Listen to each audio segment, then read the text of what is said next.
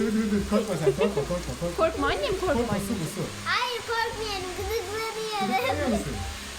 Anneciğim kafanı çekme, ıslanırsın bir Üzerine tane. sar, üzerine sar, dur. Yukarı kaldır kafanı annem. Hah. Dur bakalım. Şimdi güzel bir ısıralım sana.